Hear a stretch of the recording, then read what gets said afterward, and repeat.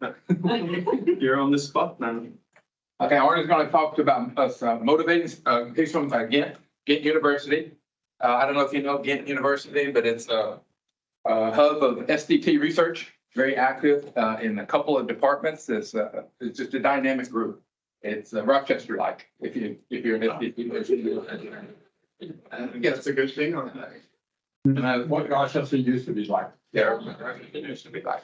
So a lot of interesting research, interesting people, interesting programs of research. Great place to be. Yeah, I would think. So Arne's in the PE group, thinking about motivating styles, especially controlling motivating styles, instructional goals, student motivation, the relationship between the teacher's motivating style and student motivation, and lots of other outcomes as well. I think you'll get a full program of research on that today. I think a program of research today. I'll oversell it. Okay. Thank you. Okay, thank you everyone for attending. So my name is Arne Bouten. Oops, I'm on the back of it. Okay.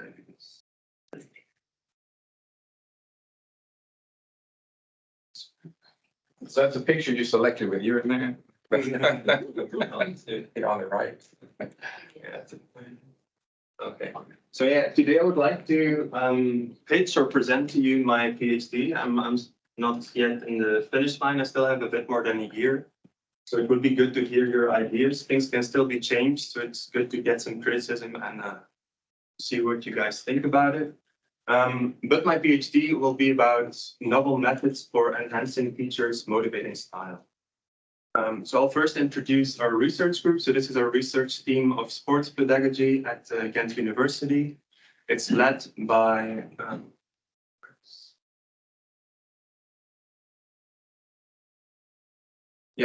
it's led by Professor Hagens and Professor De Koker. And currently I'm in the third year of my PhD. In Belgium, we have 4 years generally. So it's a bit longer than here, I think, which is a bit of a luxury. But so I still have a bit more than 1 year to go. So today I will give a bit of background and the goal of my PhD, present the different studies, and then I ask you some questions and hopefully you can help me get the story of the PhD right. So starting with some background, one of the most important outcomes for us is students' autonomous motivation, because we know not just in PE, but also in PE, it leads to more engagement during class, it leads to more physical activity during class, after class, and it also leads to more skill development. So it's clearly one of the most important outcomes in education. Generally, to get more autonomous motivation, we have to satisfy or find a way for students to satisfy their own basic psychological needs, like autonomy support, autonomy, competence, and relatedness. And if we look at the teacher can reach a lot of students. So through the motivating style, often interventions focus on the teacher rather than on the students, because one teacher can reach a lot of students. And that's also what we generally do in our research group. We don't do a lot of student interventions, we do a lot of teacher. So talking about need supportive interventions, so training teachers to become more need supportive, there's a lot of them already. So this is just a small part of all the interventions available. There's a lot more. So why do more research about it? Well, let me tell you a bit about the typical intervention. Typically, they're a workshop. They're made up of informative sessions, like how do you support the needs of students, group discussions between teachers, and also micro-teaching, in which teachers practice teaching with each other. And they're effective generally. So generally, teachers can be trained to become more autonomy supportive. However, they mostly focus on autonomy support, so less on the other needs. And there are some other challenges with these interventions. For instance, there are intensive workshops, like it takes a lot of effort from a researcher to organize these workshops, put a lot of effort into it, and generally the amount of teachers that can follow them is like quite limited. You cannot teach 1,000 teachers at the same time generally. They're often discontinued after the study, so it's just like the study and then the workshop ends. It's not like followed up, or it's not like a continuous program generally. There's also the question whether they are scalable. Can you really reach thousands of teachers with these interventions, or is it more like a proof of concept? Teachers can be trained, but who will actually train all these teachers? And do they provide a sustainable resource? That's similar, like how will the teachers in the future or other teachers engage with the workshop when it was just a one-off study and the teachers are not in the intervention anymore? And what about other teaching styles? What about competence support or relatedness support, which are less well studied? So that's why the goal of my PhD is to find novel methods for enhancing teachers' motivating style. So actually it's twofold, the goal. First, it's more like a practical focus. How can we improve these interventions, find new methods? And the other one is more understanding the motivating style and contributing to SDT. But I think these goals are both linked. So if we get more theoretical knowledge, we can make the interventions better. We can provide recommendations for future interventions, and that's also the main goal of the PhD. Okay, so I think I talked for 5 minutes. I will certainly try to keep it under half an hour because there's quite a lot of studies, but I won't go into depth into all the studies. So sometimes it might be a bit short to understand the full study, but if you have questions afterwards, feel free to ask. So there's two parts actually. There's 3 studies on an online video annotation tool that we've developed for teachers, and then there's 3 other studies about other things that might be important in interventions. So the big first part is this annotation tool. So why a video annotation tool? We thought it might be a good solution or a good addition to the existing interventions because they allow for scaling up, and they also provide like a sustainable resource. Teachers can use it in the future if the tool exists. The researcher doesn't always need to put new effort into it. The tool can be existing and just stay there to use by the teachers. Also, why video annotation? Well, video, it's shown that it can provide evidence and it can help with reflection. Just normally teachers go to their classroom, they practice, they report back, but then they forget things, and video has been shown to facilitate reflection. So we've developed the first video annotation tool for teachers' motivating style specifically. So what is our video annotation tool? There's actually 3 parts. So first there's a questionnaire. Teachers just go to this website, they fill in the questionnaire, and then they do the video annotation. And then there's some additional resources, some tips and some tricks that they can engage with. So step 1, they fill in the CISPE questionnaire. This is just situations in school. So like you're making a test as a teacher. How do you react when students score low on the test? How do you react to difficult situations in the classroom? So it's really based on realistic situations in the classroom. The teachers answer all of this and they get a personalized profile of their teaching style. I don't know if you remember this profile from Nela's presentation, but this is what we always use, like the circumplex model. I will maybe explain it a bit more. So you have 2 axes. The x-axis goes from it goes from need thwarting on the left to need support on the right. And then there's the y-axis, goes from low directiveness of the teacher to high directiveness of the teacher. And then it divides the circle in 4 quadrants. So here is autonomy support. So the teacher has a relatively low directiveness, so gives a lot of agency to the student, but is very need supportive. So he does provide some support. It's good for the students. They feel supported in their autonomy. Then if you go to the bottom, there's structure. So this is more high directed by the teacher, but it's still seen as a motivating style. Because the teacher is not controlling. He's still listening to the students and still adapting to what the students need and what the students want. Then on the left here, you have control. So this is need thwarting and need directive. This is high directive, but this is not, as it has given a lot of research about this is not a good style for students. And then you have need thwarting and low directiveness, and this is the chaotic zone. so also a demotivating. So, and then all of them are divided into two. I will not explain each one, but it's just according to how directive they are and how supportive they are. So it's just based on the two axes. Participative is really student supported, but the tuning might be a bit more need supportive than the participative area. So this is the basic model that we use that we use in all the models in all the studies. So back to the tool. They first complete this questionnaire, then they get their own profile, so their own circumplex model, and then they select an aspect for I don't score that well on this aspect. Let's work on this, and then they watch a short knowledge clip. This is 2 or 3 minutes, just explaining what does this mean, this building block, why did you select it, what can you improve upon? And then they upload their own classroom video.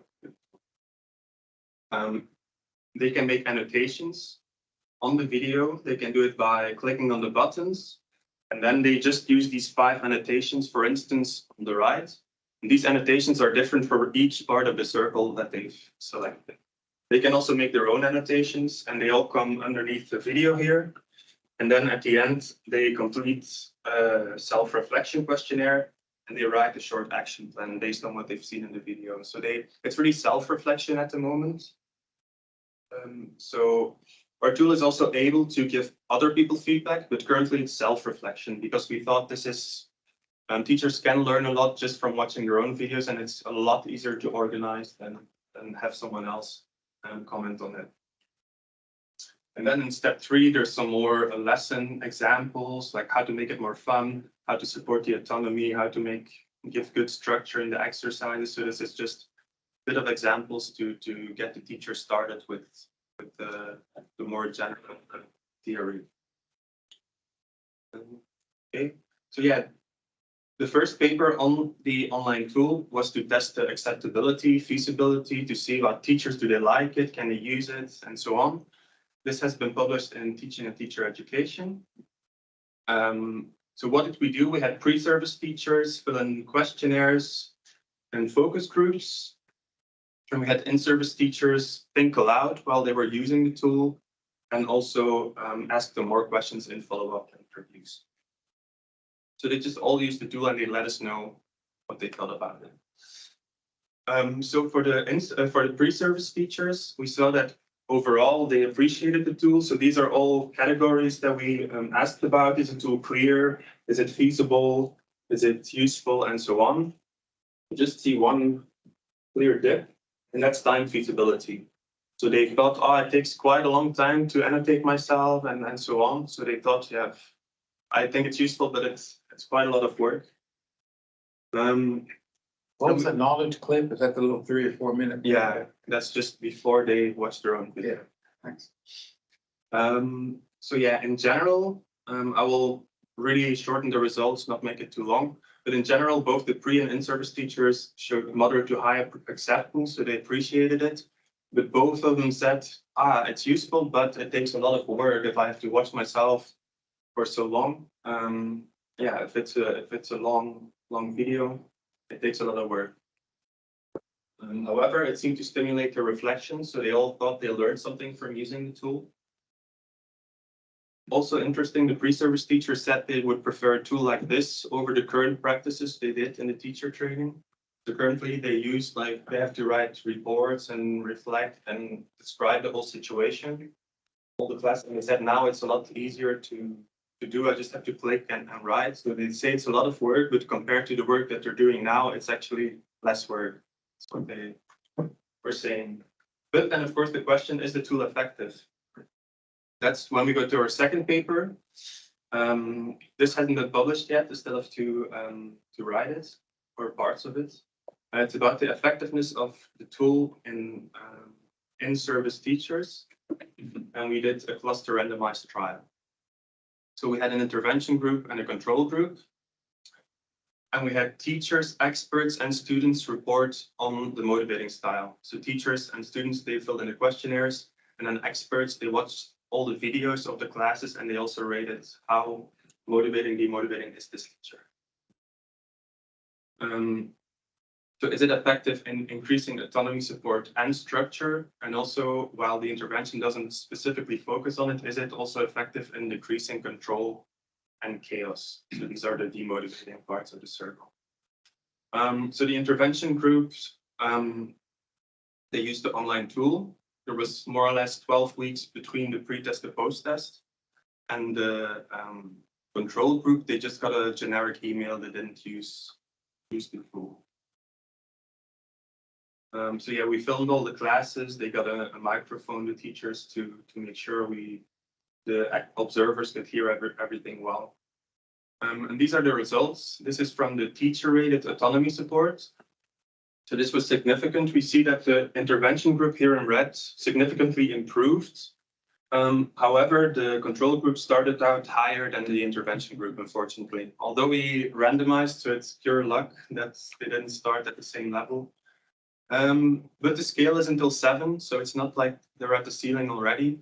They're not. They're at 4.8, so they can still go up to 6 or higher. So it's not like a hard ceiling. But it's quite unfortunate that the intervention group started lower, but at least they improved. And then the observations, this is a different scale, but here we see clearly that the intervention group improved compared with the control group, which was encouraging.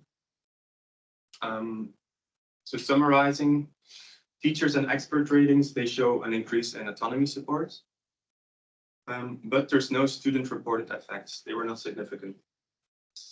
So what you're saying is that particularly the control teachers didn't have a clue as to what they were rating about themselves because they had themselves way off, whereas the experts said they were actually below at time 1. Mm-hmm.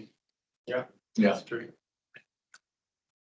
So what we clearly see in the data also is that students, teachers, and observers that they don't agree on how motivating a teacher is. So it's difficult to know which one should we believe, but it's for the students, you would say, students are important because it determines their motivation. So probably students, but Do you want to finish your presentation before we talk, or can I talk now?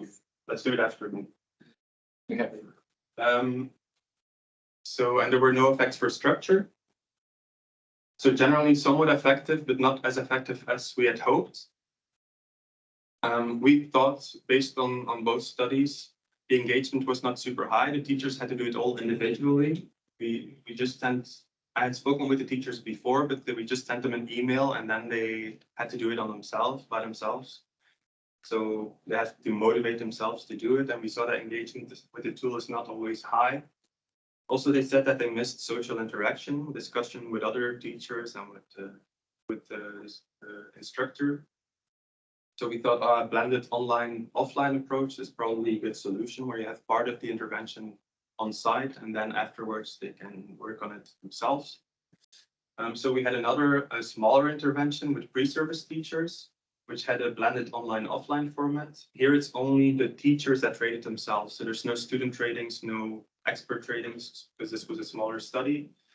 And currently data collection 2 out of 3 colleges is finished. And the preliminary results look promising. So there's a significant increase in autonomy, support, and structure, and a significant decrease in control and chaos. But of course, it's all self-reported, so it's not as strong as the first design, but at least it's encouraging that the intervention seems to work. However, yeah, we cannot be sure if that's due to this blended online-offline approach or due to a different population. These were pre-service teachers, the other ones were in-service teachers. So yeah, more research needs to be done, but at least we know that the intervention can have an effect.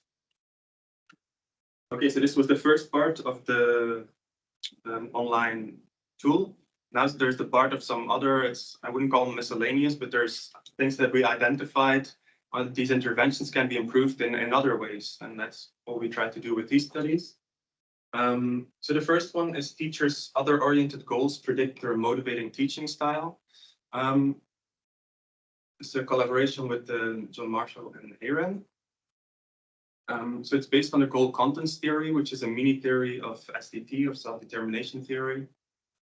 And goal content theory normally says, or usually says, that personal goals are really important, personal life goals. For instance, I want to improve my teaching skills, I want to become a better teacher, and so on. But we, based on the work that John Marshall and Aaron have already done, we propose that other oriented goals are important too. For instance, I want my students to improve their reading skills. And this is generally not a part of goal contents theory. Mostly it's focused on the teacher himself or on the person himself, but not on the goals for others. One of the main tenets of the goal contents theory is that there's intrinsic goals and extrinsic goals. So intrinsic goals is more related to skill development or to social cohesion or to health benefits. It's more related to intrinsic motivation, identified motivation.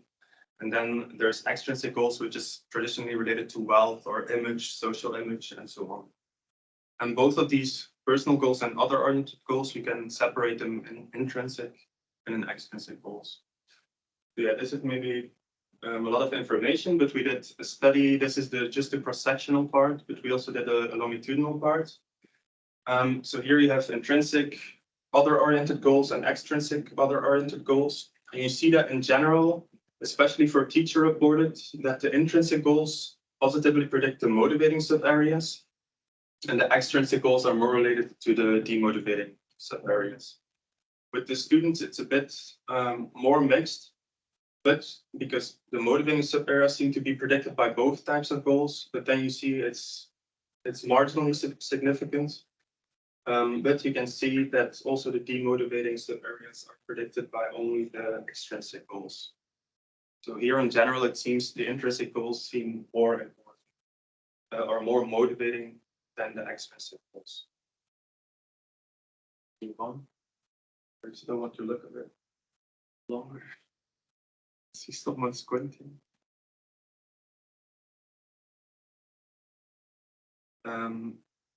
So yeah, this is just basically what I just said. The teacher's intrinsic goals positively predict motivating styles and negatively predict demotivating teaching styles in general.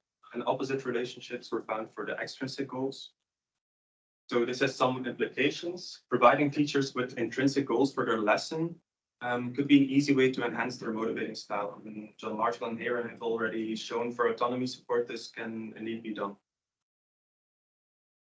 So other oriented goals should probably be integrated into goal contents theory next to only the personal goals. Okay, then the fifth paper, there's two more papers. So basic psychological needs, for instance, the need for autonomy, and so on, is generally measured or mostly measured by a basic psychological needs scale. But in the relatedness scale, we noticed that there's only measures with peers, relatedness with peers, not relatedness with the teacher. So we thought, why is this not in the scale? And we wanted to investigate the implications of this. Because relatedness with the teacher might actually be more important and have different outcomes than peer relatedness. So we had 1,000 students, and we adapted the basic psychological needs scale by creating new items for teacher relatedness. So we split this sample in half to see what factors were in the data, to see like if this really two factors, how many factors are in this relatedness data, and also which type of relatedness predicts student motivation better. So the exploratory factor analysis showed that either 2 factors or 4 factors seem plausible or a good solution. We saw, interestingly, if you have the 2 factors, they don't split in relatedness frustration and relatedness support, but they split in peer relatedness and teacher relatedness. So this seems to be really 2 factors, important differences between teachers and students. But when we did the CFA, the best model was actually with 4 factors. So this was peer relatedness satisfaction, peer relatedness frustration, teacher relatedness satisfaction, and teacher relatedness and frustration. So this is all students, students with peers and students with teachers. Then this relates the types of relatedness to 5 regulations of the motivation of the students. So in red, you see the frustration, in green, you see the satisfaction. And here you can clearly see that there's a different pattern. The solid line is the teachers, and the dashed line is the students. So for instance, for the more motivating autonomous motivation, you see that it's more important to have a good relatedness with the teacher, and to prevent the more amotivating or controlled motivating, it's actually more important to have relatedness with peers. So you see that there's a different pattern going on there. So they both are peer relatedness with teacher are related with distinct factors. And the effect of relatedness with the teacher on autonomous motivation might thus be underestimated in studies that use a basic psychological needs scale, and a lot of studies use this scale. So I think interventions should also consider including relatedness support, because this data shows that actually relatedness with teacher is very important for autonomous motivation, more important than was thought from generally using the scale. And then, okay, the last study. Until now, SATS generally focused on the detrimental effects of control. But we wanted to know, is this control really the worst teaching style, or other teaching styles that are even worse? So we had two samples, a Spanish sample and a Belgian sample. These are the partial correlations between relative needs, support and frustration, but they're summed, so more is better and lower is worse. So you can clearly see these are the first four are the motivating sub areas. So you see these are generally positive, and here the four are generally a bit more negative, the four demotivating. You see domineering, this is like the typical controlling style, is quite negative, but not super negative. And you see abandoning, that this is for students the most frustrating or the least satisfying. So it's actually not in our data sets, in both data sets, not the domineering, but it's actually the abandoning teaching that's more detrimental than the controlling.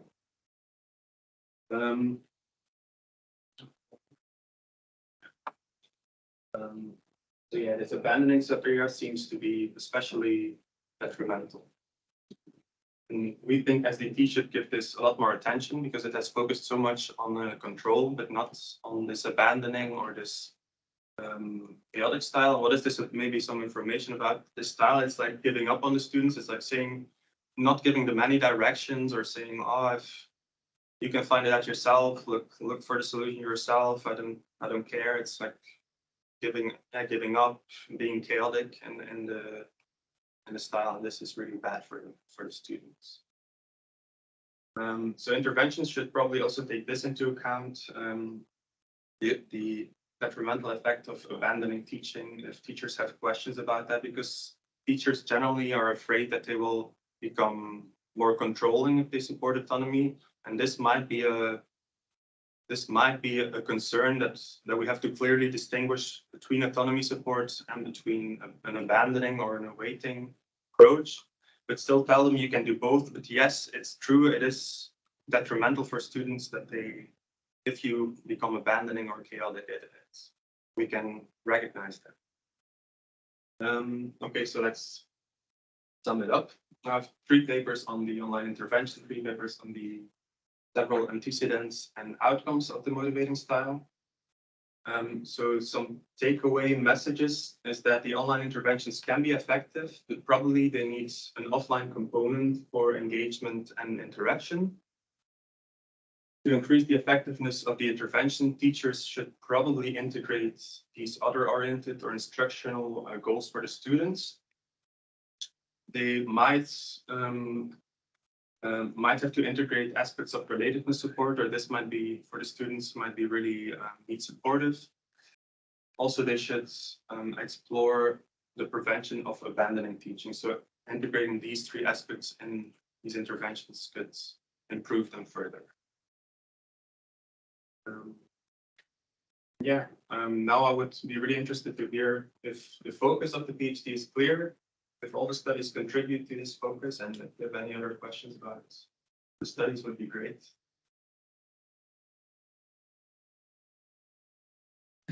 Okay, so I do lots of research in student evaluations and teaching that is similar to some of the issues that come up.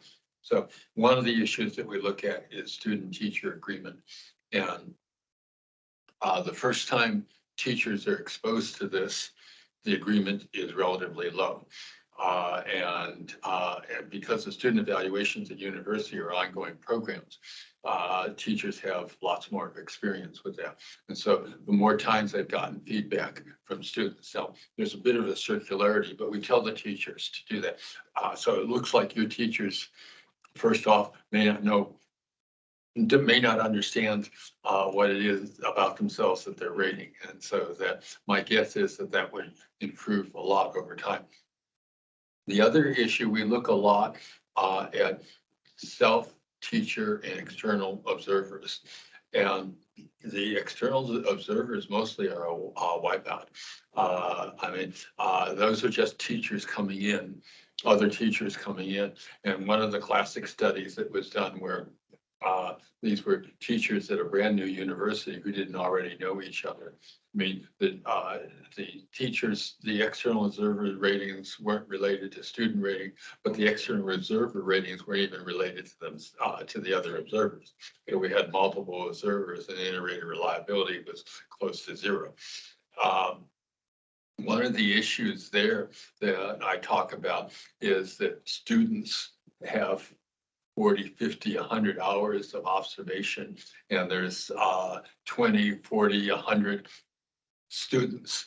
So that's a lot of information. And even there, it takes 10 students to get reliable ratings. And so to expect reliable ratings from one person coming in. Now, if you do a lot of training and you test them, so you give them, you train them and you test them on videos, and if they don't match up, you kick them out. And you have very narrowly focused criteria, then you may be able to counteract that. Another issue we came up with was that we did a social skills training program with relatively young kids.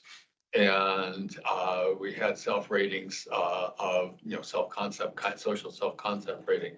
And these kids didn't know that they were no good, that their social skills were shot. And so their pre-test scores were quite high. And so the intervention worked, but their self-concepts actually stayed the same or went down because they realized. So we started doing retrospective pretest measures. So in addition to asking them how they were at the end of the experiment, we also asked them for how much they've changed as a consequence of these. And those were quite different kinds of results. And so those are just a couple of thoughts that came to mind as I was very interesting. And I've known Nele that was here. She wants to do a lot more work on the perception differences as well. But she's really she also coded most of the videos. So with us, it's not the teacher that codes them, but it's like a quote unquote expert that quotes them. Because you have like what's the inter-rater agreement up with the experts? I have to check, but they trained until it was good. So I know it's pretty good. But, yeah, it was difficult, I think. And they use the same definitions, unlike a teacher who comes in and observes another teacher. They've got their own theory of good teaching. The graders all agree that this is what autonomy is. Well, they've been trained. Yeah. Yeah. And practice.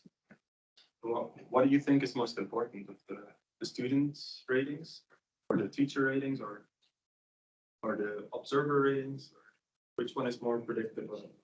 Well, I mean, important for what? I mean, in terms of getting change, it's pretty important that the teachers understand what they're doing. In terms of outcome, it's probably more important for the students, and the external observers are icing on the cake to validate both of them. But it's, it's messy, interesting, complicated, multi-trait, multi-method, multi-level. I mean, the quantitative aspects of it are fascinating, but also a bit mind-boggling.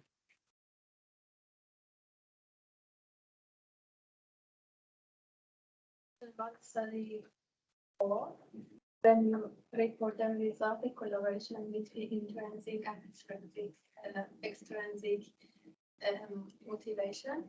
So if you back to the table that the graph you present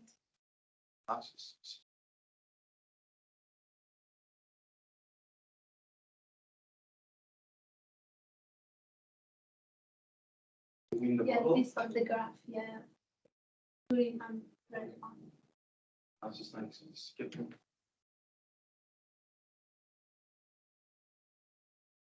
Yeah, I'm wondering why the coloration is not that hard. On the left or on the right, or where do you mean the student?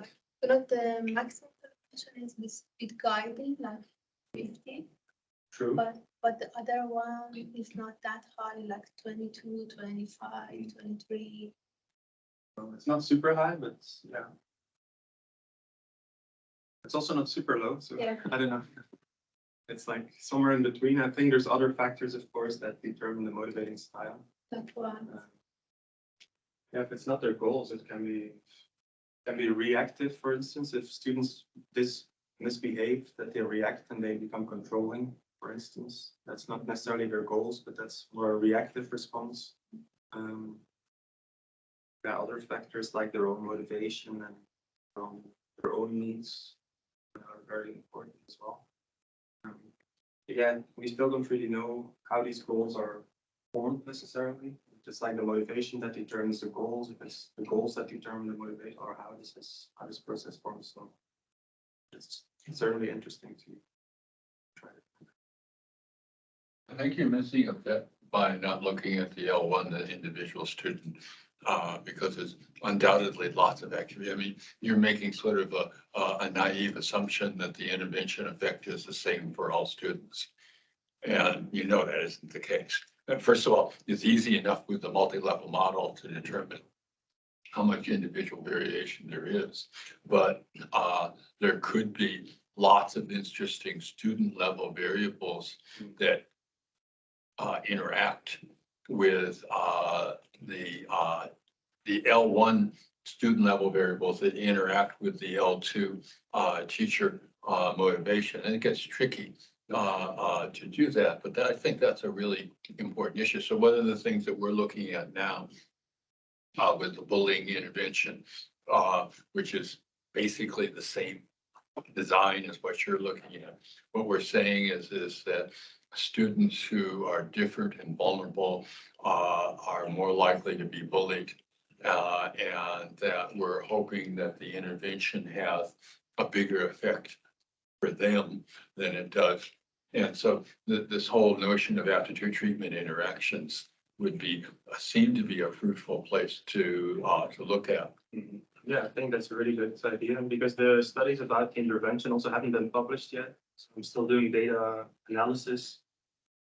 Also don't want to analyze it to death, but I can certainly look at it. Analyze it to death ahead of time. Yeah. And then decide what you actually present. But I get lots of feedback about analyzing things to death. But no, for sure, like the interaction or even just look, because I think what was also different to other interventions was in our interventions, they chose a specific aspect to work on. So it maybe doesn't make sense that they improved on to expect that they improved on all the aspects, just maybe on the one that they worked on. So we can also look at. Well, that's a really fascinating to look at that and to show that the one that they're working on is the one that improved. Yeah. So we did a study where we did that same sort of thing where teachers chose the area that they wanted to work on, and then they worked on that. And we showed that pre-test, post-test, they went from those being one of their lowest areas to those being one of an equal highest area. So this is a really good test of discriminant validity. How do the results and correlations look when you look at personal goals? In this study, we didn't measure personal goals. So that's like one of the limitations of the study. So it would be really interesting to take all of them into account. But no studies that have done it, not in SDP, I think, but in related like achievement goal theory, they generally found that it's the personal goals that predict the student, like the other oriented goals, and then the other oriented goals predict the outcomes. But I think the correlations between the personal goals and the other oriented goals are generally, I think, between 0.2 and 0.6 or something. So there is shared variance for sure. But yeah, it would be really interesting to have also the personal goals in this thing. But We didn't measure. Always time.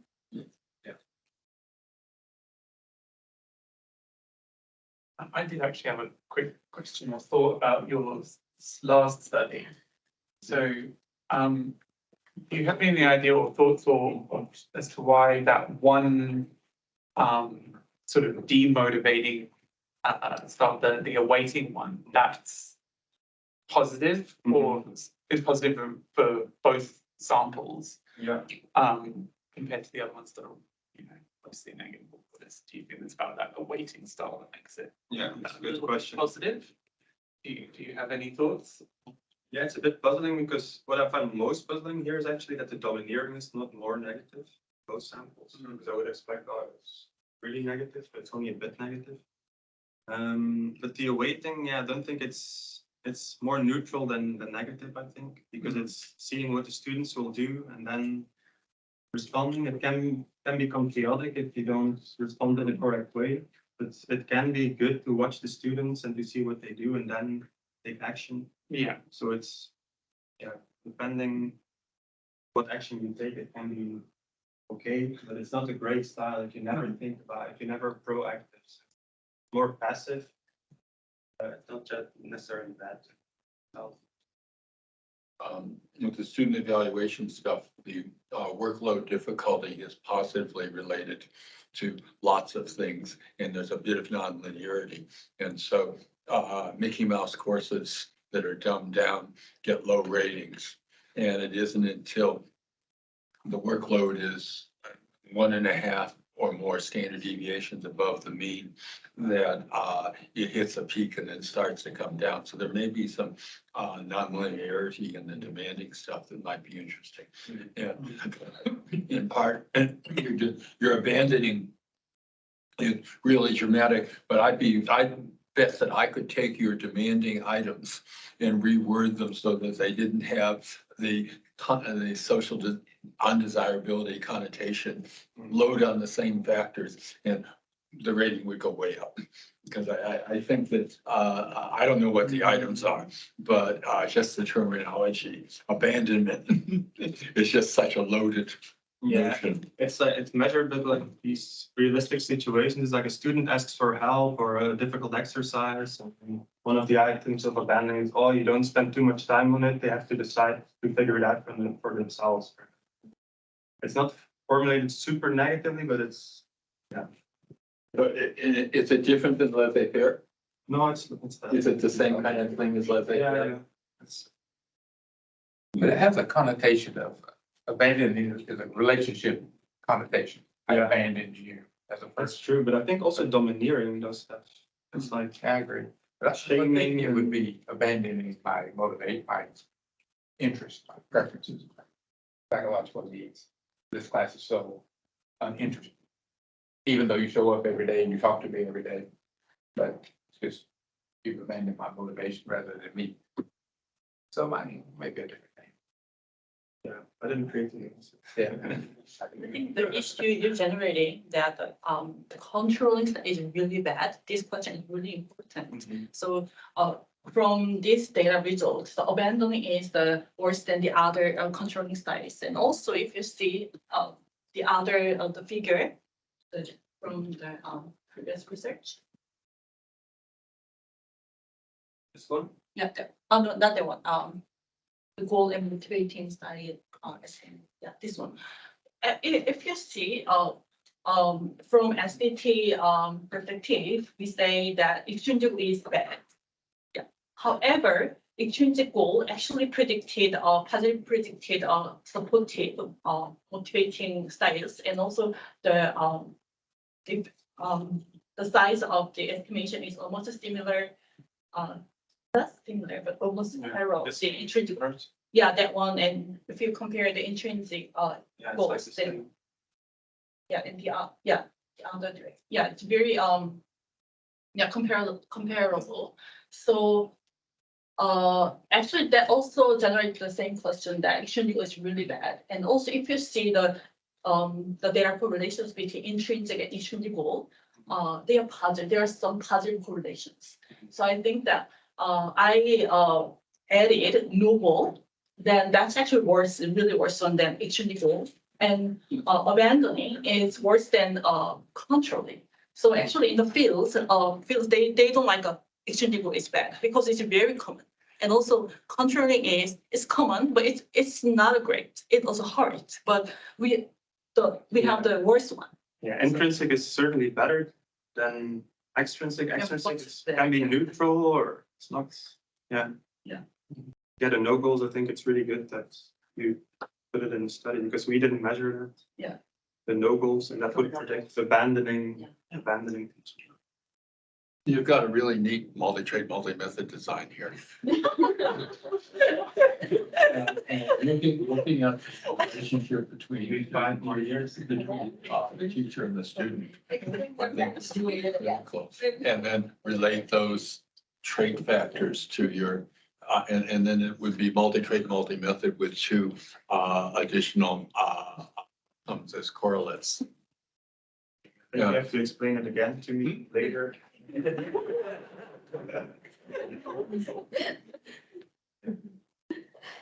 There's, also this one hasn't been published, so we can still explore work. Years of the students. This is secondary, so it's 12 till 18, the age. Okay, so there's a range within high school. So I think they're more from 14 to 18. Are these teacher reported and student reported? You have them. The left is teacher and the right is student. No, I understand, but you have them as manifest variables. Are they single item? Or are they multiple item scales? No, they're just mean items. Is it a single item?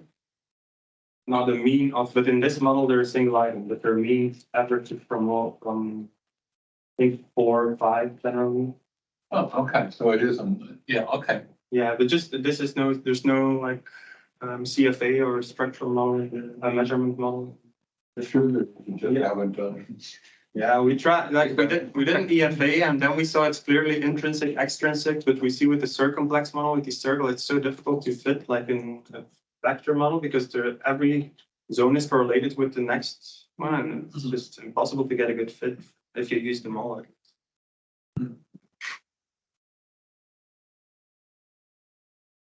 You ask us to focus, ask us if the focus of the research was clear, one of the goals.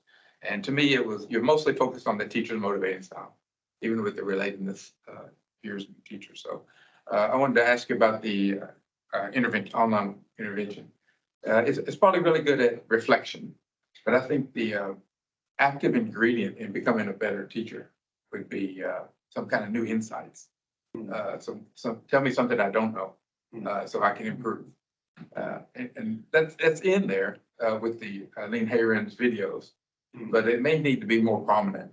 I know I'm abandoning whatever, but what can I do differently? And is there much help in becoming?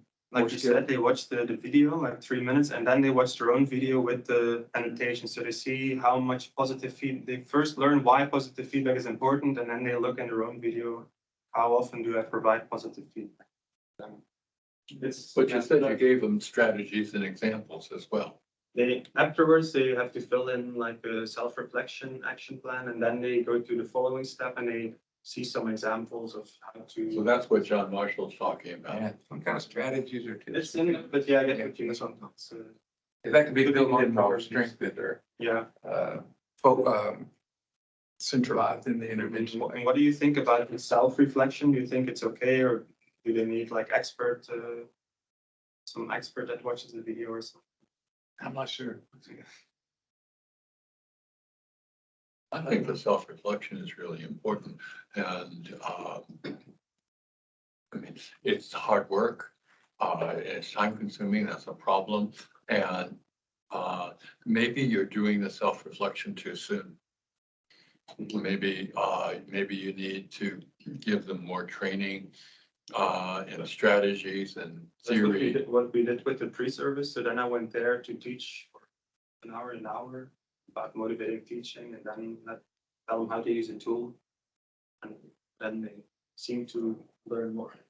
So yeah.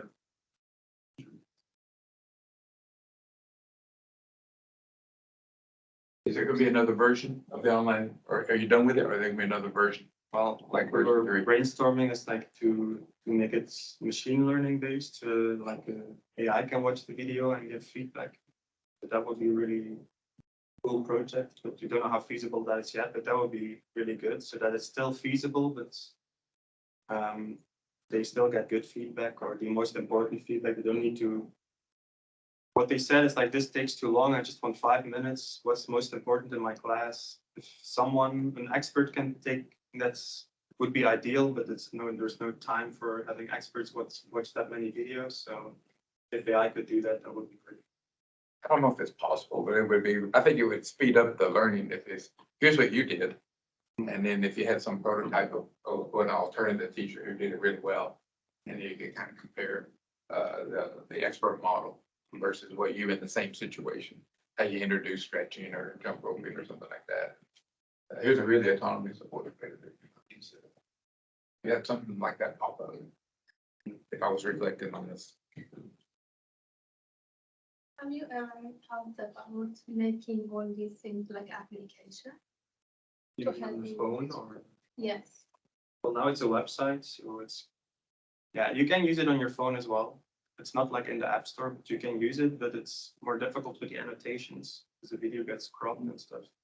And like developing costs were like super high for every tool, so it's like crazy. I just want this button to say another. That's 3,000 euros.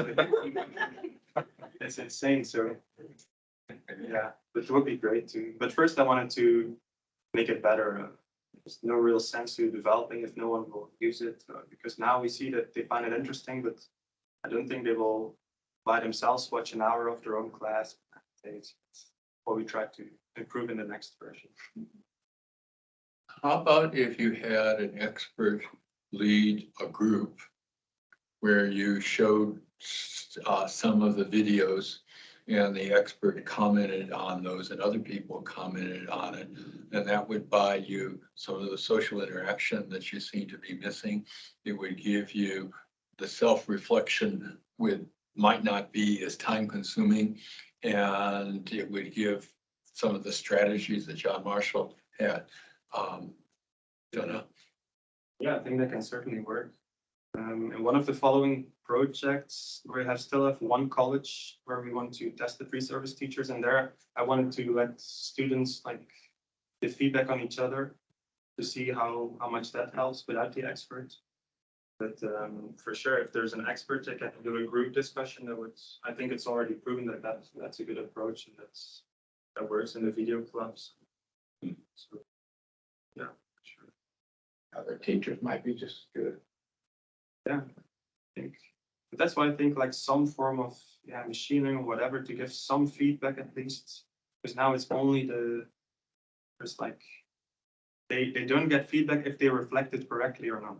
That's the thing. Well, isn't that what most social media is? Like Twitter, somebody posts something and get all the comments. Yeah. Negative. Okay.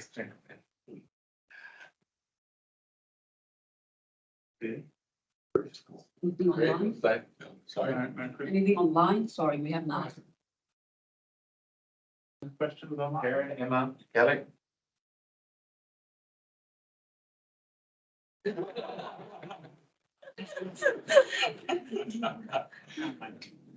No, nothing from me, Arne. It's super impressive. I'm super impressed by how much work you've gotten done in your PhD. It's a extraordinary effort. So yeah, amazing. They train them hard at Ghent, don't they? Thank you. Perfect. Thank you, everyone. Thank you.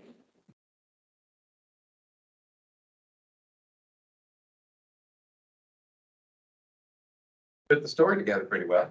Right. Pretty good storytelling, yeah. Yeah, good job. Cool. But it will change, I think. Good presentation. Yeah. Thank you. Hopefully you've got some feedback. Maybe you got too much feedback. No, it's always good to learn about. It's always better than not enough feedback. That's all we keep saying. Maybe you should. So you do have a recording. Yeah, I can listen back to your suggestions and try them out. Isn't like It's good because the methodology, I'm never super sure and how to do There's always new things you can do. Are you using the doubly Is latent it in the model? multi-level model? Well, it's not doubly latent because it's difficult to fit, but it's multi-level and I mean, it's with